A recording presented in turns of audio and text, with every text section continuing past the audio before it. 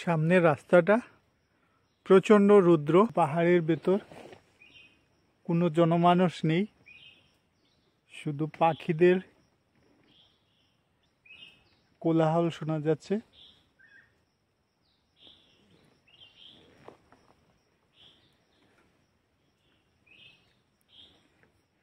প্রাকৃতিক যে পরিবেশ সেটা সত্যি ভালো লাগার মতো,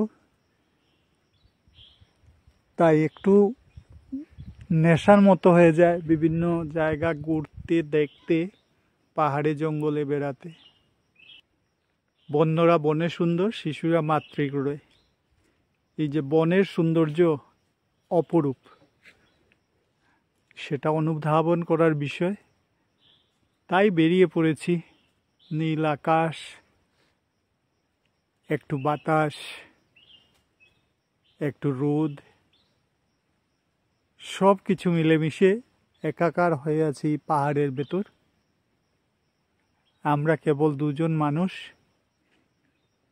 আছি, কেউ নেই কোনো দিকে।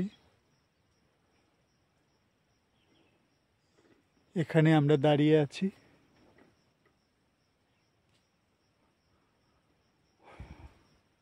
অনেকগুলো সমস্যাও হতে পারে যে কোনো সময়।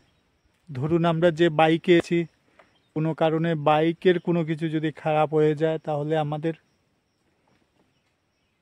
অন্ততপক্ষে 8, 9 অথবা 10 কিলোমিটার জায়গায় বাইককে ধাক্কা দিয়ে নিতে হবে। এ ধরনের কিছু সমস্যা অবশ্যই আছে। যদি বৃষ্টি পড়ে বা বৃষ্টি আছে, তাহলে আমরা বৃষ্টি ভেজা অবস্থায় আমাদের চলতে হবে এই নীল আকাশের নিচে। ভালোবাসি আকাশকে, ভালোবাসি বাতাসকে, তাই জঙ্গলের মাঝে আনন্দকে খুঁজে নিতে বেরিয়ে পড়েছি।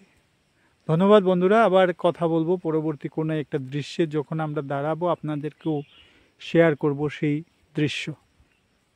ভালো থাকবেন, নমস্কার।